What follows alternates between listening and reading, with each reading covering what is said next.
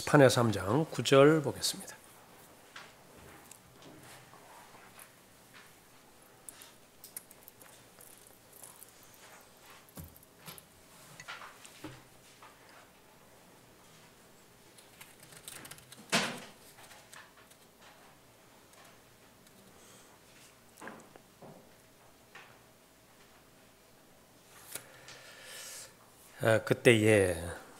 그때라고 하는 것은 시간에 살펴봤던 이제 8절을 말하는 것이죠.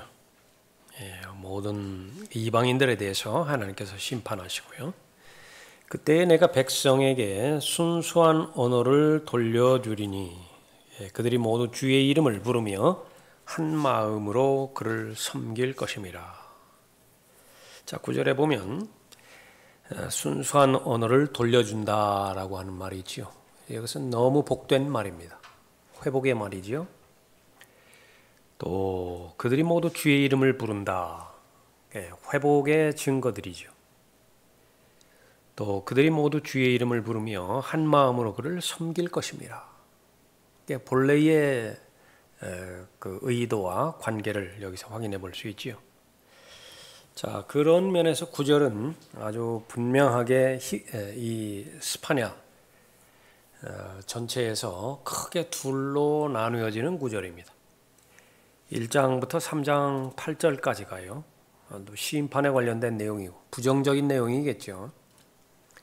그렇다고 한다면 3장 9절부터 마지막 절까지는 회복에 관한 말씀이고 아주 적극적이고 긍정에 해당되어지는 하나님의 약속의 말씀입니다.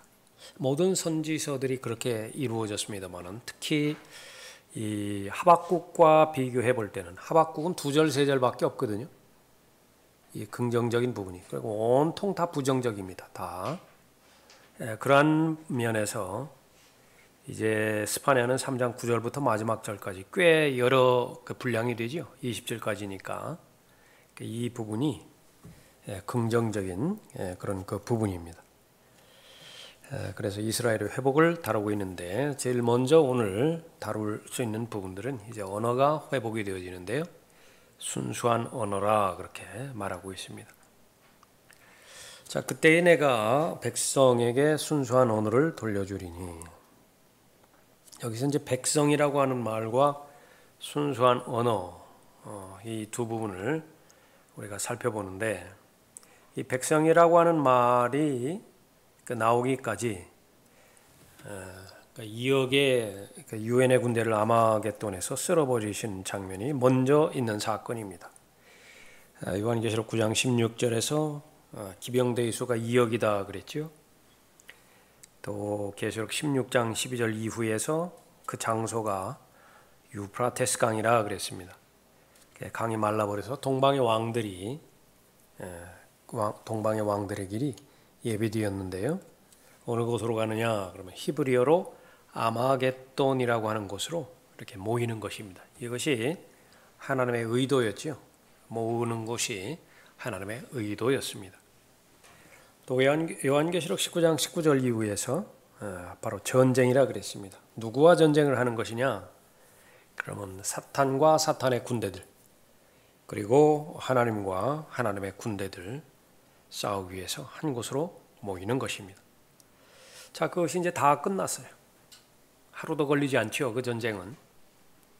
끝나고 나서 그 다음에 이방 민족들의 나머지 부분, 나머지 민족들을 거기서 죽지 않은 이방 민족의 나머지 사람들을 심판하기 위해서 모으시는 것입니다.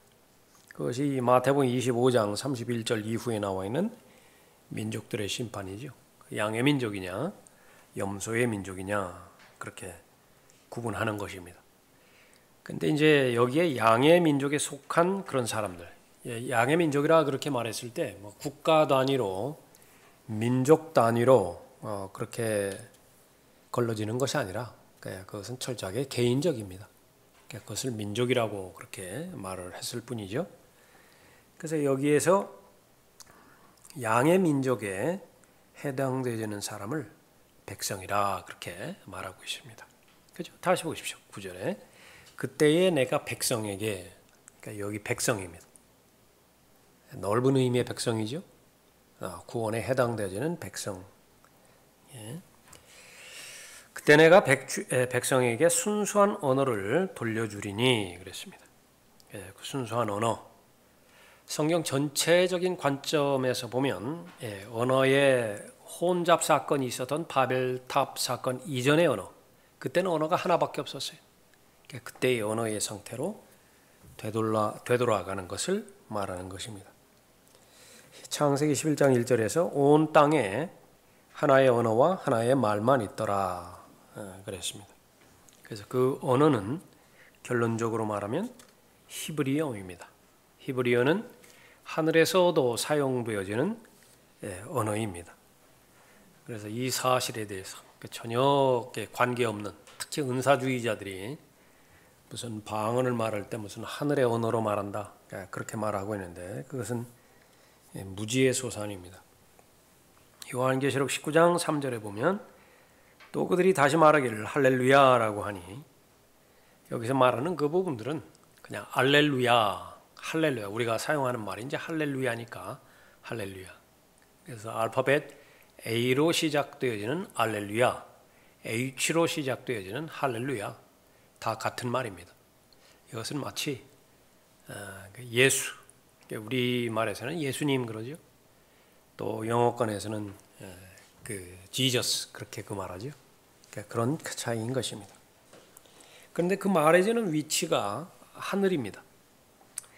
그들이 다시 말하기를 할렐루야라고 하니 그녀의 연기가 영원 무궁토록 올라가더라. 기뻐할 때 할렐루야 그 말을 하거든요. 어떤 기쁜 일이 있었길래 이렇게 아주 감탄적으로 할렐루야 그렇게 말하는 것이냐. 이 배교한 교회가 다 멸망해버린 거예요. 그 가장 앞장선 것이 이제 배교한 로마 카톨릭이겠죠. 거기에 모든 종교 통합, WCC. 그렇게 해서 그 멸망이 이제 멸망하니까 그 사실을 놓고 기뻐하는 것입니다. 할렐루야 그랬죠. 그때에 24장로와 네 짐승이 엎드려 보좌에 앉으신 하나님께 경배드리며 말하기를 아멘 할렐루야 라고 그렇게 말했습니다. 뜻은 너희는 주 여호와를 찬양하라 그렇게 말하는 것입니다.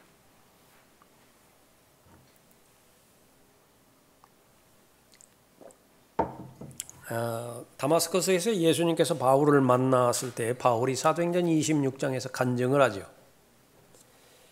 그때에 사울아 사울아 그렇게 부르셨는데 어찌하여 내가 나를 박해하느냐 부르셨죠. 이것을 히브리어로 했다고 강조를 합니다.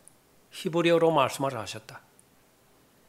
신약인데도 불구하고 헬라어로 말씀하지 않으시고 아니면 라틴어로 말씀하지 않으시고 히브리어로 말씀하셨다. 한 음성이 내게 말씀하시는 것을 들었는데 히브리어로 말씀하시기를.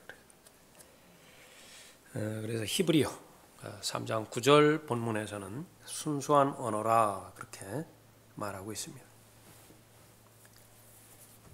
어떤 한 궁정 목사에게 한 왕이 질문했다고 그러죠. 성경이 진리라고 하는 것을 어떻게 알 수 있느냐? 성경에 나와 있는 그 모든 일들이 사실이라고 하는 말을 어떻게 알 수 있는 것이냐? 그 궁정 목사의 답이 유대인을 보면 됩니다. 그 답은 유대인입니다. 하나님의 말씀인 성경은 초자연적인 책으로 알려져 있습니다. 마찬가지로 유일하게 유대인이라고 하는 민족은 그 초자연적인 민족이에요.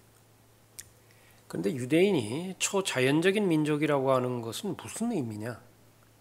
몇 가지로 살펴볼 수 있는 것인데 그 가운데 하나 제일 먼저 살펴보는 것이 그들이 사용하는 언어입니다. 히브리어예요. 히브리어를 어느 정도 알았다라고 하는 사람들, 그 사람들은 그 당시에 성경에서 기록된 그 히브리어와 오늘날 사용하고 있는 히브리어는 거의 다른 언어다. 뭐 이런 소리도 할 수 있습니다. 히브리어를 전공하지 않고 구체적으로 잘 모르는 사람은 그 말이 사실인지 아닌지 잘 모르겠죠. 그렇게 의견들을 하니까. 그런데 그 사람들은 전문적으로 히브리어를 공부했다라고 하니까 그러나 히브리어를 어느 정도 이렇게 공부를 했느냐? 히브리어의 전문가가 히브리어의 그 전문가라고 말하면 라크만 목사님의 스승인데요. 브로큰셔라고 하는 사람입니다. 밥 존스 대학에서 라크만 목사님을 가르쳤던 분이죠. 세계 대학에서 학위를 했습니다. 보통 있는 일은 아닙니다. 에딘버러에서 하나 하고 프린스턴에서 하나 하고 그 다음에 하이델베르크 거기에서 이 사람은 8개의 언어를 정통을 했는데 읽고 쓰고 말하는데 그렇게 어렵지 않은 사람이었다 그렇게 그 말을 합니다. 라크만 목사님이 이제 그 대학에서 학위를 취득하고 그 평가를 하죠. 학생 평가를 합니다. 근데 그 평가란을 꽉 채우고요. 그 다음에 뒷장으로 넘어서 이 사람은 히브리어를 가르칠 수 있는 사람입니다. 그것은 대단한 표현이에요. 이 사람은 히브리어를 가르칠 수 있는 사람입니다. 근데 그 브로큰셔라고 하는 사람이 어떤 사람이냐면 라크만 목사님이 다른 부분에서도 이야기할 때 이 사람은 히브리 모든 것이 그렇지만 히브리어 교수 무슨 헬라어 교수 마찬가지지만은요. 킹제임스 성경을 아래에 둡니다. 그건 뭐 어쩔 수 없어요. 학자의 관점에서 히브리어가 최종권이에요. 그래서 히브리어를 가지고 이 이 히브리어 성경을 판단을 합니다. 예? 히브리어 성경 가운데 하나가 비블리카 헤브라이카라고 하는 성경인데 그러니까 그렇게 성경을 판단을 할 수 있는 정도로 대단히 위험 있는 사람이죠. 그 사람이 라크만 목사에 대해서 평가를 하는 것입니다. 그러니까 이 사람은 히브리어를 가르칠 수 있습니다. 그래서 그 사람이 그 자기가 가지고 있던 히브리어 성경 비블리카 헤브라이카라고 하는 성경을 라크만 목사님에게 줍니다. 그런데 그 라크만 목사는 어떤 사람이냐? 돌아가시기 전까지 어떤 사람이 교회에 있었는데 매주마다 히브리어 신문, 주간 신문인가요? 매주마다 하나씩 발행하는 거. 그러니까 그거를 갖다 주어서 그것을 읽는데 그 신문 이름이 예루살렘 포스트예요. 제루살렘 포스트. 예. 근데 거기에서 이제 그 히브리어로 그 신문이니까 주간지니까 그걸 읽었을 거 아니겠어요? 그러면 그러한 평을 받는 라크만 목사님의 평판이에요. 하나도 변한 것이 없다. 심지어는 어떤 부분까지 말했냐면 그때까지도 잘 알려지지 않았던 사회사본에 쓰여지는 그 용법 용례 그것을 그대로 그 예루살렘 포스트에서 그렇게 썼다라고 평가할 정도로 보는 것입니다. 그것이 첫 번째 유대인이 사용하고 있는 언어. 그러면 모세가 이제 BC 1500년경으로 잡죠. 그러면 1500년 사이, 그러니까 지금으로 말하면 이제 2000년이니까 3500년의 간격이죠. 모세 당시에 썼던 언어들이 있을 거 아니겠어요? 그리고 그 지역에서 거기에 관련된 사람들이 지금 3500년 후에 지금 사용하는 언어들과 대조를 해보자. 근데 대조하는 것은 고사하고 없어진 언어가 전부 다예요. 거의 다라게. 예를 들어 그때 극성했던 이제 뭐 아시리아라든지 필리스티아 페니키아라든지 이런 부분은 이제 쐐기 문자, 성형 문자였었거든요. 그건 없어요 지금. 무슨 바빌론이라든지 바빌로니아 그쪽 관계도 있는데 그건 찾아볼 겨를이 없다. 그냥 고고학적인 자료로 몇 개 남아 있을 뿐이지 사람과는 아무 상관이 없습니다. 이집트의 상형 문자 역시 마찬가지다. 그 지금 이집트의 상형 문자가 통용되어지는 그런 그 부분 아니다라고 하는 것입니다. 예.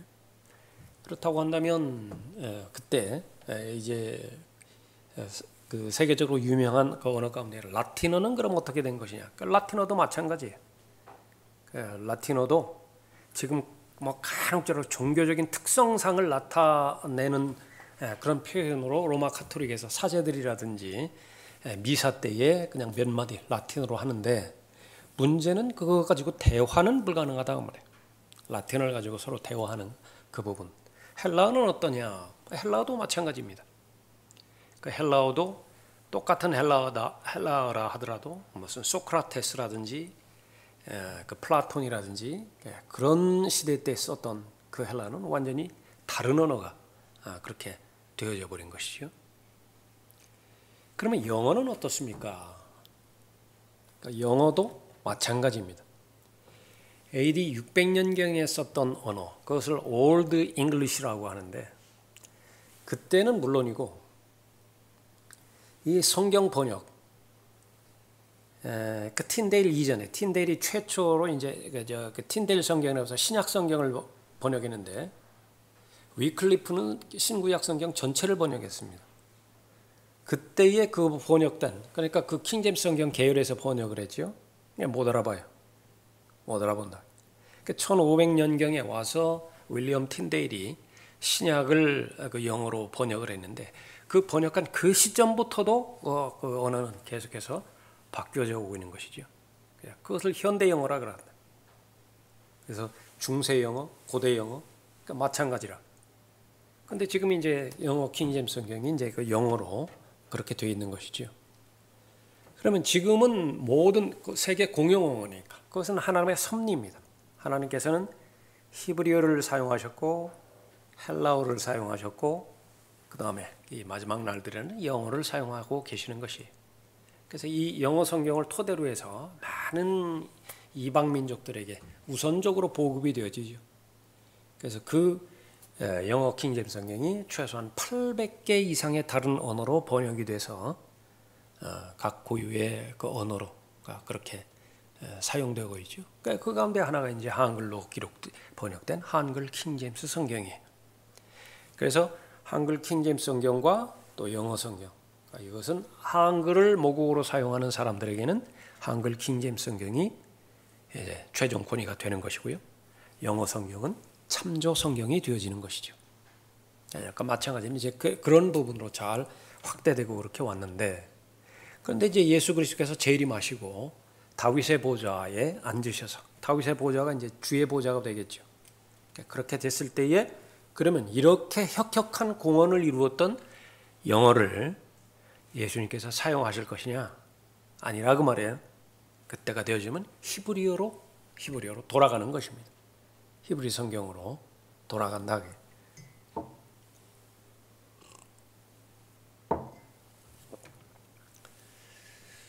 성경이 사실이라고 하는 사실을 어떻게 알 수 있는 것이냐? 유대인입니다.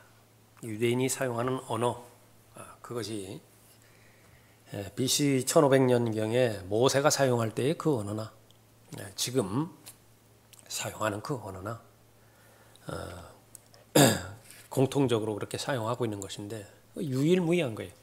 그런 언어는 없다고 말이죠. 예. 당장 우리나라만 하도 글자 하면 우리나라 또 빠지지 않죠. 그러니까 어떤 특정 국가가, 특정 민족이 자기 언어를 위해서 글자를 하나 만들었다. 이건 유일무이한 것 같습니다. 예. 그럼에도 불구하고 그냥 몇백 년 전만 올라가도 대화가 불가능하다고 그러죠. 예. 조선시대 사람들하고 우리하고 만나면 대화 자체가 불가능하다.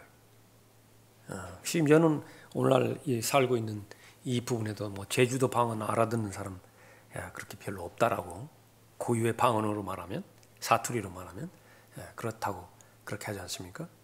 그런데 분명하게 그렇게 히브리어에 대해서 언급하고 있다. 또 하나는 이 독일 사람들 선조가 누구냐?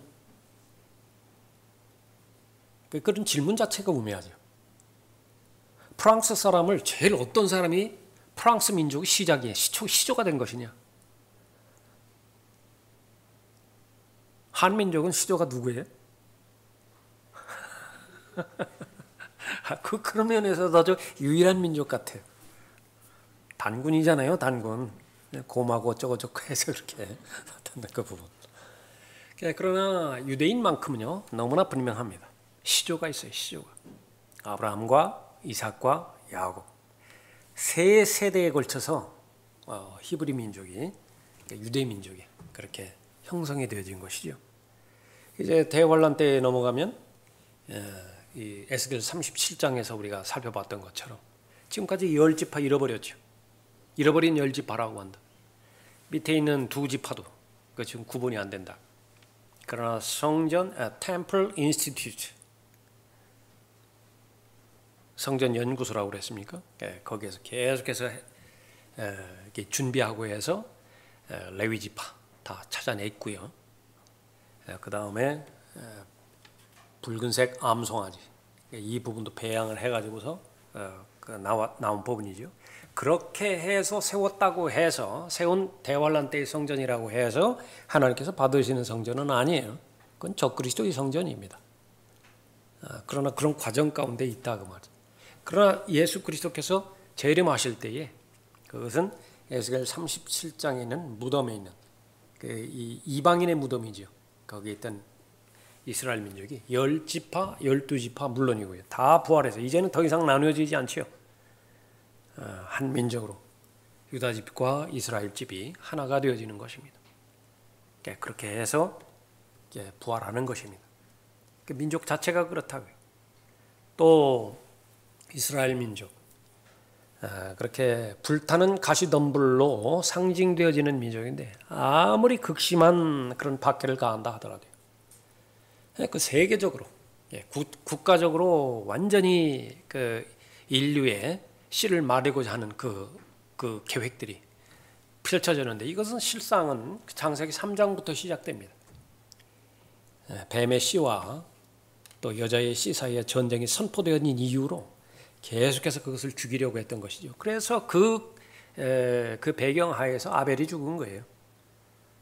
아벨을 죽여버렸다기에 그래서 그 한복판에 이스라엘이 있는데 어떠한 인종 말살 그 프로그램이 진행된다 하더라도 꿋꿋하게 견디는 것입니다. 심지어는 대환란 때에도 없어지지 않는 거예요. 여전히 남은 자가 있게 되어지는 거죠. 긍정 목사의 그 답입니다. 왕의 질문을 한 거예요. 성경이 사실이라는 것을 내가 어떻게 알 수 있는 것이냐? 유대인입니다. 그러나 이 부분들은 성경을 알고 있든 아니면 성경을 전문으로 했던 언어의 전문가이든 가장 무시하고 있는 영역이에요. 이건 무시해버린다. 무시해버려. 근데 이것이 현실이거든요. 유대인이 답입니다. 그 말의 뜻은 무엇이냐? 유대인은 여전히 현존합니다. 이것은 사람의 이론으로도 설명이 안 되고 사람의 추측으로도 상상이 안 돼요. 그러니까 무슨 역사를 설명한다고 해서 무슨 이론을 갖다 대고 무슨 문화를 설명한다고 해서 여러 가지 자료들을 갖다 댄다 하더라도 유일하게 유대인만은 안 맞아요. 그 기준에 안 맞는다. 다른 민족들은 다 설명이 되어지는데 그것이 바로 이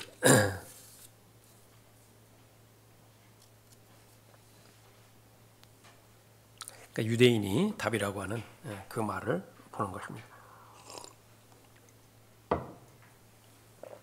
또 하나 이 부분과 관련되어서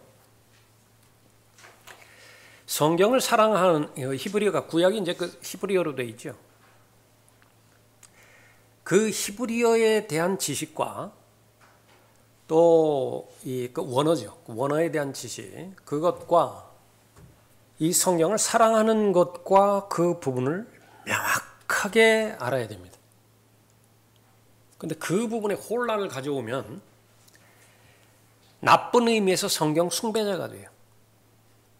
성경 숭배자, 그 우상 숭배자예요. 그러니까 조금 더 깊이 들어가면 여러분이 잘 이해하시기를 바라지만요. 킹제임스 성경 숭배자도 있어요. 좋은 의미에서 사용되는 말이기도 하고요. 나쁜 의미에서 사용되는 말이기도 한데 나쁜 의미에서의 킹제임스 성경 숭배자는 되지 말아야 됩니다. 그걸 여러분이 정확하게 잘 구분할 수 있어야 돼요. 락만 목사님에게 그 헬라어를 가르쳤던 사람이 윌리엄 브루너 박사라고 하는 사람인데 이 사람은 역시 마찬가지로 헬라 신약에 이제 그 헬라어가 있죠. 그때의 헬라어에서 5,000 단어를 암송하고 자유자재로 활용할 수 있고요. 5,000 단어예요. 5,000 단어. 제가 대학 다닐 때 영어 2,200단어 하면은 성공한다고 그랬어요. 그래가지고 좀 불안했는지 33,000단어 그렇게 했다. 그런 그 얘기들이 그렇게 나와요. 그러니까 단어라고는 그만큼 중요한 것입니다. 그런데 신약 성경의 5,000단어면 거의 대부분을 말하는 것이거든요. 그 부분을 암송하고 자유자재로 활용하고 용례라든지 그렇게 할 수 있는 사람인데, 이 사람이 누구에게서 8년간 배웠느냐 그러면 로버튼슨이라고 하는 사람에게 봤는데, 로버튼슨은요, 이것은 정말 타의 추종을 불허하는 헬라어 학자예요. 라크만 목사님도 그 문법 책에 대해서는 인정을 합니다. 걸작을 만들어 놓은 거예요. A.T. 로버슨이라고 하는 사람이. 얼마만큼 권위가 있느냐? 그 사람이 한 말은요, 교황이 한 말과 거의 같은 권위를 가져요. 예를 들어서 신약 성경의 누가복음의 기록자 누가, 그 사람은 이방인이다. 왜 그런 것이냐? 그의 문체를 보면 이방인이다. 비평할 여지가 없어요. 다 받아들여요. 다. 누가가 이방인이라고 받아들이는 거예요. 그 근거는 하나밖에 없다. A.T. 로버슨이라고 하는 사람이 그 말을 했기 때문에 받아들인다. 그러니까 그 사람 밑에서 4년간 수학을 했는데, 그거는 개인적인 문화생입니다. Private pupil. 그건 마치 가말리알 밑에서 바울이 그렇게 율법을 공부했다라고 하는 그런 평을 받는 것과 마찬가지예요. 나머지 또 4년간 그렇게 수학을 했고요. 그 사람 밑에서 헬라어를 공부를 했는데, 특이하게 라크만 목사님이 대학 다닐 때에 그 윌리엄 브루너 박사한테 수업을 받았는데, 그 자신도 그렇게 특이하다고 합니다. 어떤 일이 있어가지고요, 학과에 2사람만 남고 나머지는 다 아파서 넉 달 동안 2사람만 가지고만 수업을 했던 적이 있었대요. 그 가운데 이제 라크만 목사님이 하나 있었던 것입니다. 그러면 그 부분은 얼마만큼 부담스러운 자리였겠어요? 그런데 매번 만날 때마다 물어보고 답하고 이런 식으로 수업이 진행이 됐대요.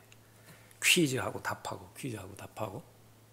그러면 그 어떤 한 말에 대해서 물어보는 거예요. 이 단어에 대한 품사가 무엇인가? 예. 그러면 라크만 목사가 답한다고 합니다. 분사입니다. 그러면 그것이 분사가 형용사적인가 부사적인가? 부사적 아닙니까? 확실해? 맞습니다. 맞아. 부사적 분사야. 그러니까 이런 식으로 넉 달 동안을 공부를 하는 거예요. 여러분이 알고 계시다시피 라크만 목사님은 천재 아니에요. IQ가. 그렇게 해서 넉 달 하는데 졸업하고 학부를 졸업하고 대학원 과정으로 가는데, 그 윌리엄 누구라고 그랬어요? 브루너 박사. 윌리엄 브루너 박사가 1학년 때 그 헬라어를 알았기 때문에 3년간을 건너뛰도록 보장을 해줬어요. 2학년, 3학년, 4학년 건너뛰고 대학원 그 헬라어 반에 그냥 들어가라고 그랬어요. 그 정도. 그러니까 그 어느 정도 실력을 갖추었는지 알죠? 라크만 목사님이 그 헬라어 실력이, 그 대석학이 자신의 그 가르친 학생 보고 그렇게 했다고. 그래서 이 라크만 목사님이 박사학위 할 때에 지도교수였거든요. 윌리엄 브루너 그 박사 그 사람이. 그래서 이제 최종적으로 전문을 이제 결정을 해야 되는데, 논문을 쓰려면 이제 무슨 전공 결정해야 될 거 아니에요. 그 자기 사무실에서 불렀대요. 어느 추운 겨울날 오후였는데 불러가지고서 무엇을 전공할 것이냐, teach 할 것이냐, preach 할 것이냐, 2개 중에 이제 하나예요. teach가 전공이면 이제 뭐 하는 거예요? 그러니까 자신처럼 대학 강단에 서서 이제 신학 교수가 되는 거죠. 학자가 되는 것입니다. preach 그러면 뭐죠? 그러면 이제 목사가 되든지 설교자가 되든지 그랬다고요. 근데 그 당시에는 거의 대부분의 분위기가 이제 학자가 되는 것이 이제 그 탁월한 선택이고 그런 그 부분이었는데, 라크만 박사님의 표현을 보면 어떤 근거에서 용기 백배해서 저는 빌리 그레함과 같은 전도자가 되겠습니다. 그렇게 답을 했대요. 그랬더니 심각하게 이렇게 뒷짐지고 그 창문을 향해서 이렇게 이야기를 하는데, 그렇다고 한다면 헬라어 문법보다 신학을 전공하는 것이 낫겠다. 그렇게 제안을 하더래요. 그러면서 쭉 하는 말이 끝날 때까지 라카말 목사님 한 번도 찾아보지 않고 혼잣말 하는데 뒤에서 생각해 보니까 자기에게 한 말 같더래요. 자기가 이렇게 공부하는 데 있어서 이 A.T. 로버슨 이 부분은 거의 신적 경지였다 그렇게 말해요. 8년 동안 공부하는 데 있어서 매번마다 놀라움의 연속이었고, 그래서 그 모든 과정을 마치고서 성경을 보니까 거기에는 온통 헬라어 문법과 헬라어 구문, Greek grammar, Greek syntax 이것만 보이더래요. 성경을 보는데 헬라어 문법은 이렇고 그 구문은 또 이렇게 이루어져 있고 온통 이것만 보이더라. 그게. 그래서 그건 아니다라고 생각을 했던 거예요. 그 가운데 하나가 자기는 구령자가 되고 싶었대요. soul winner. 그래서 밖에 나가서 복음을 증거했는데 증거한 대상이 지옥을 믿지 않은 한 농부였답니다. 그래서 성경을 펴서 자기가 가지고 있는 헬라어 성경도 그렇게 포함이 됐겠죠. 그렇게 해서 쭉 설명하는데 한 15분 후에 그 농부가 이렇게 말하더래요. 미스터, 당신의 문제가 뭔지 알아? 너무 많이 안다는 거예요. 너무 많이 안돼, 너무 많이 알아. 그거는 조금 우리들이 이해가 되죠. 복음은 단순한 것, 가장 단순한 것입니다. 그러니까 최고의 능력 있는 사람은 복음을 가장 쉽게 전하는 사람이죠. 확신 있게 전하는 것이 바로 그 부분입니다. 그런 그 부분을 이제 라카말 목사님한테 그 이야기를 하는 거예요. 근데 라카말 목사님이 그 말을 왜 했느냐 그러면, 그렇게 유명한 히브리어 학자나 그렇게 유명한 헬라어 학자가 히브리어 본문을 강의할 때에 얼마나 많이 킹 제임스 성경을 공격했는지 모르는 거예요. 그 엄청난 브로큰셔 그 구약 그 히브리어 그 학자가 가르치는 모든 것들은, 내용들은 모든 배교자들이 히브리어에 대해서 가르치는 그 내용하고 똑같았다는 거예요. 그런데 라카말 목사님 자신은 단 한 단어도 양보하지 않았다. 킹제임스 성경에 대해서. 이런 부분은 이렇게 해서 히브리어 렉시콘에 의해서, 히브리어 원어사전에 보면 이 본문 말씀이 이렇게 해서 틀렸다. 그래서 그 다른 번에 보면 막 엄청나게 화를 내가지고 브로큰셔 그 똑같은 그 박사가 그 자기 학생한테 막 모욕을 당하니까, 그러나 그 모욕을 당하는 근거는 성경적이었거든. 그럼에도 불구하고 맨 나중에 이 사람은 히브리어를 가르칠 수 있는 능력이 있습니다. 그 평가를 해줬다고 말이죠. 이 그 헬라어 교수 마찬가지입니다. 윌리엄 박사에 대해서도 그 사람을 위해서, 그 사람의 채신머리가 있을 거 아니겠어요? 그 사람의 권위가 있을 거 아니게요? 그래서 그 표현으로 씁니다. 나는 그 선생, 나를 가르쳐준 사람을 위해서 헬라어에서 단 하나도 양보하지 않았다. 그것이 사랑입니다. 그러니까 그 부분이 하나의 신념이 하나님의 말씀보다 더 위에 있을 수 있어요. 전천년주의, 신념. 성경에는 많은 교리들이 있죠. 마음의 변화가 없는 상태에서 교리에 대해서는 요한계시록에 표현한 것처럼 찬 겨울에, 차디찬 겨울 한복판에 그 차디찬 총열과 같이 고들을 수 있어요. 틀리지 않는다고 말해요. 정확한 교리를 가지고 있다. 그러나 그것이 총열처럼 얼어붙어서요. 만지기만 하면 쩍 하고 달라붙는다.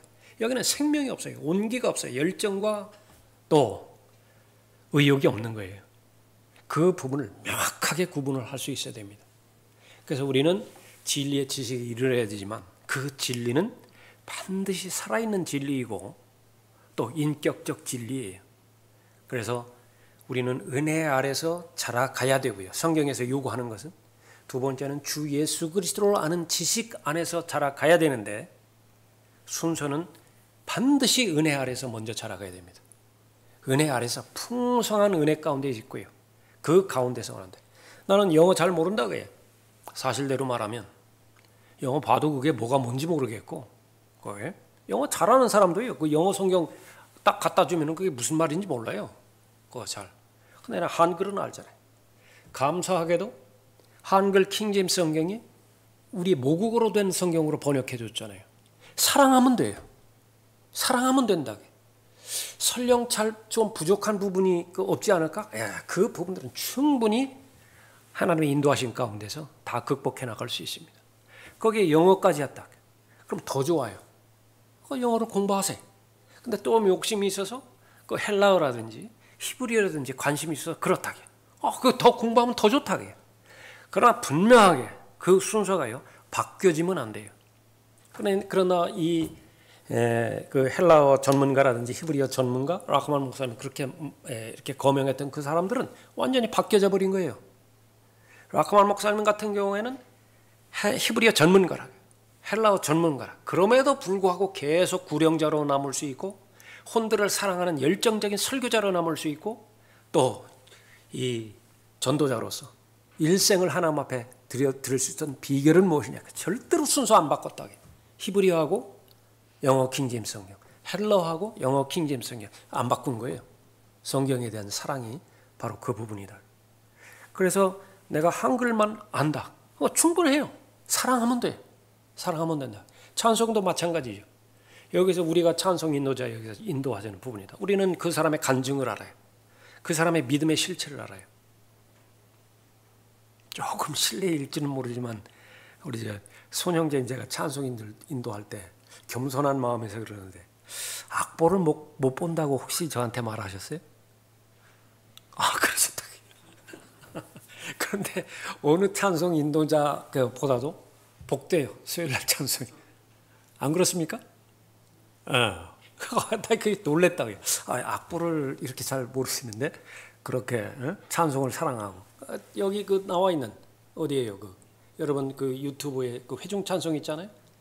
그것을 만들기 위해서 두 내외분이 자매님하고 형제님이 그 쏟아붓는 시간하고 계속 반복해서 듣고 그렇게 해서 하는 거하고 그 부분은 참 감사하죠. 누가 그렇게 하겠어요? 그 막 어디에 그 줄리안가 어딘가 있잖아요. 왜? 막 독일 이런데 어디 유학하러 가고 거기에서 무슨 세계적인 평을 얻고 있는 사람이 찬송가 들고서 찬송한다고 해서 그런 감동과 그 마음에 감흥이 있겠어요? 그러니까 우리끼리도 안다고요. 거기에서 하나님을 사랑하는 동기가 묻어 있고 또 하나님의 말씀, 사역을 사랑하고 있는 동기가 묻어 있는 상태에서는 그것은 아무 상관이 없어요. 거기 좀 틀리면 어때요? 그 박자가 좀 늦는다든지 빠른다든지 아무 상관이 없다. 심지어는요. 여기 계속 사상에 있을 때 계셨던 분들 아시겠지만은 이 부분하고 우리가 상관없어요.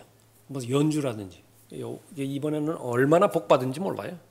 귀한 연주자들 나와서 연주하죠. 또 피아노 반주하죠. 이런 상태에서 최고로 하지만은요. 그러나 아무 이렇게 무반주로 한다 하더라도 그렇게 한다 하더라도 하나님을 사랑하고 찬송에 있는 가사가 나의 간증이 되어지고 그러면 그거보다 더 귀한 것은 없다. 다만 그런 그 부분들이 중심이 흔들리지 않는 믿음의 형태에서 주어진다고 한다면 이제는 더 잘 알아가면 더 잘 알아갈수록 더 쓰임받을 수 있는 범위는 더 커지는 것이지요. 그러니까 그 원리대로 우리가 잘 따라가는 것입니다. 그러니까 한번 생각해 보세요. 그 헬라어 교수의 마음을 한번 여러분 헤아려 보시라고요. 구령자가 되고 싶은 거예요. 그래서 나갔지요. 나가기까지 했다. 나가기까지 해서 자신의 입장에서는 온갖 지식 동원해 가지고서 왜 이 지옥은 존재하는 것인가 이제 설명하고 그랬겠죠. 그런데 그 구원받지 못한 농부가 꿰뚫어 본 거예요. 문제가 뭔지 아시오? 당신 너무나 많이 알고 있어. 단순하게 성경이 하나님의 말씀인 것을 믿습니까? Do you believe this Bible is the word of God? 그 한 문장이었다. 누가 한 말이냐? 휴파일 목사가 라크만 목사님이 구원받지 못했을 때 라디오 방송국에서 복도에서 만났을 때 이 말을 했다. 이 성경이 하나님의 말씀인 것을 믿습니까? 라크만 목사님의 답은 That's it. 그렇습니다. 믿습니다. 그 배경은 또 3개월 동안 라카만 목사님이 성경을 읽었는데 성경을 보는 곳마다 성령 하나님께서 아주 이제 못 살게 구신 거죠. 죄에 대해서, 심판에 대해서, 또 하나님의 분노, 진노에 대해서 막 그러니까 보는 곳마다 그 부분이니까 후에 라카만 목사님이 그렇게 간증을 하세요. 성령께서 내 안에서 석 달 동안 충분하게 역사하셨다. 일을 하셨다. 내 마음을 완전히 뒤집어 엎어놓으신 거죠.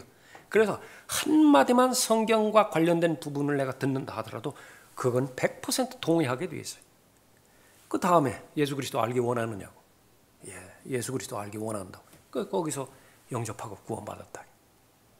능력이죠. 성령의 능력이죠. 그것은 무엇이냐? 구령자도 그렇고 그 죄인도 그렇고 그 예수 그리스도를 사랑하면 돼요. 하나님을 사랑하면 된다. 그러나 그 지식의 많고 적음에 상관없이, 그러나 그 상황이 출발점이었다고 한다면 그 라크만 목사님은 킹제임스 성경에 관한 한 누가 그렇게 대적을 해요? 또 그 남겨놓은 업적들을 기반으로 해서 그 계속해서 우리 세대까지 잘 무장하고 잘 체계적으로 무장한 그런 그 상태에서 적어도 교리에 관한 한, 성경 본문에 관한 한 누가 시비를 해요? 그래서 그 상태에서 여러분들이 시간을 얻고 또 투자해서 더 많은 성경적 지식을 얻고 더 공부하고 그러는 것은 너무나 잘 하시는 일이라. 그러나 계속 조심해야 되는 것은 바로 아까 조금 전에 말씀드렸던 성경 숭배자 킹제임스 성경인데 계속해서 킹제임스 성경의 교리에만 머물러 있다. 킹제임스 성경이 어떻게 다루고 어떻게 틀리고 이 부분은 시작인데 그 시작인 것은 왜 그래요? 열매를 맺으려고 하는 것이죠. 내 마음이 성령 안에 있는 의와 화평과 기쁨으로 꽉 채울 것을 목적이었는데 시간이 어느 정도 지났는데 계속 육신적인 요소만 보인다. 그러니까 그런 부분들은 안 되는 거죠. 그러면 그런 사람들은 어떻게 되는 거예요? 지금까지 계속해서 어떤 동기에서 왔는지 모르지만 그러니까 많이 있었잖아요. 많이 있었는데 지금 없다고요. 왜 없는 거예요? 지금 왜 없는 거예요? 그러니까 그런 변증적인 그런 그 부분, 그런 영역에 있었어요. 그러니까 거기에만 계속 관심이 있었다. 현대판 바리새인들입니다. 바리새인들이 교리에 정통했는지는 모른다고요. 그러나 거기는 사랑이 없어요. 하나님에 대한 사랑도 없고. 그러나 그런 지식이 그러면 쓸모 있는 지식에는 메시아도 뭐 분별하지 못하잖아요. 아니 심지어 메시아인 것을 알아보기까지 했다고 그러잖아요. 메시아인 것을 알면서도 죽인 자들이 정통파라고 그렇게 자타가 공인했던 종교 지도자들이었다. 그런 그 부분들이 2000년 후에도 그 바리새인들은 완전히 죽지 않았습니다. 여전히 살아있어요. 여전히. 그것을 구분을 해서 잘 살펴볼 수 있어야 되는 것입니다.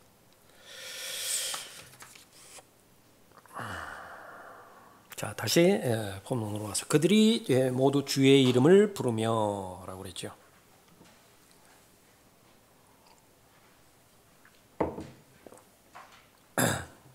주의 이름은 물론 여호와이지만 이것은 천년 왕국을 언급한다 그랬습니다. 자신의 아들의 인격 안에서 보좌에 앉아 계신 여호와 하나님이시다.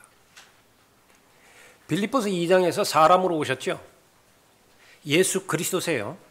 그런데 디모데전서 3장 16절 보면 육신으로 나타나신 하나님이죠. 육체로 나타나신 하나님이시라. 여호와 하나님이에요. 그래서 성경적 관점에서는 명백하게 주 예수 그리스도는 여호와 하나님이에요. 그러니까 여호와 사람으로 나타나신 하나님이시다. 아들의 인격 안에서 보좌에 앉으신 여호와 하나님이다. 그 말이 바로 그 부분입니다. 스가랴 14장 3절 4절에서 예수 그리스도의 재림에 대해서 언급하고 있죠. 그 같은 맥락에서 9절에서 주께서는 온 땅을 치리할 왕이 되시리니 그날에는 한 분 주께서 거기 계실 것이며 그의 이름 하나만 있으리라. 그 이름은 어떤 것이냐? 예수 그리스도예요. 디모데전서 3장 16절에서 하나님께서는 육신으로 나타나셨고 그랬죠. 또 한 번 나타나신다고 육신으로 나타나시는 부분이 재림 때, 초림 때에 그분의 이름이 예수 그리스도였듯이 참된 하나님이시다. 요한일서 5장 20절에서 마찬가지죠. 우리는 참되신 그분 곧 그분의 아들 예수 그리스도 안에 있노라. 이분은 참 하나님이시며 영원한 생명이시라. 그들이 모두 주의 이름을 부르며 한 마음으로 그를 섬길 것임이라. 한 마음으로 그를 섬길 것임이라.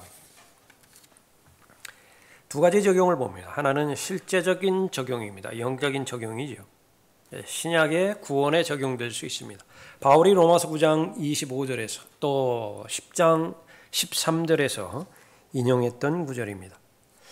호세아의 글에서도 말씀하신 바니 내가 내 백성이 아니었던 자들을 내 백성이라 사랑받지 않았던 그녀를 사랑받는 자라고 부르리라.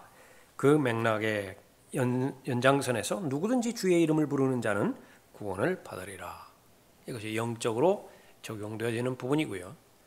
그러나 이 구절 이 본문 자체는 교리적으로 교회와는 아무 상관이 없어요. 교회와는 아무 상관이 없다.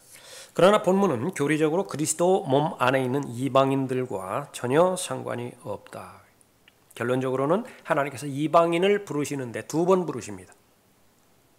첫 번째로는 교회 시대의 이방인을 부르는 것이고요.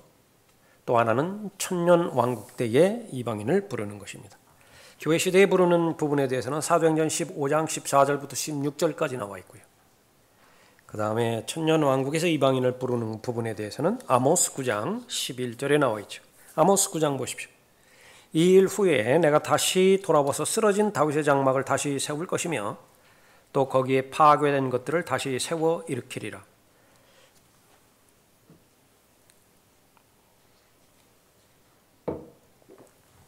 그들이 에돔의 남은 자와 나의 이름으로 불려지는 모든 이방의 남은 자를 차지하리라. 이방인을 부르신 첫 번째 부르심이 시작된 이래로 사도행전에서 이제 이방인들을 그렇게 불렀죠. 그 위치는 그 부르심의 맨 끝에 처해 있다. 거의 끝났다 그 말이에요. 이 부르심의 시작이 사도행전 28장에서 본격적으로 이제 이방인들에게 전하노라 그렇게 해서 시작이 되었다라고 한다면 첫 번째 부르심의 시작이 지금 우리가 살고 있는 이 시대는 거의 마지막이다.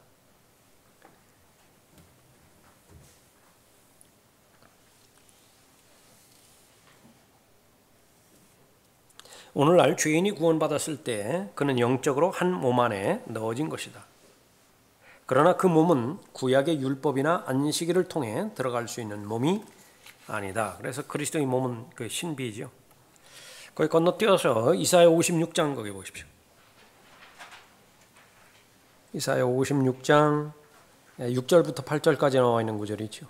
6절에 보면 6절부터 쭉 보면 또한 스스로 주께 연합하여 그를 섬기며 주의 이름을 사랑하고 그의 종들이 되는, 여기에서 종들이 된다라고 하는 것은 스파냐 3장 9절에서 말하는 그 백성이에요.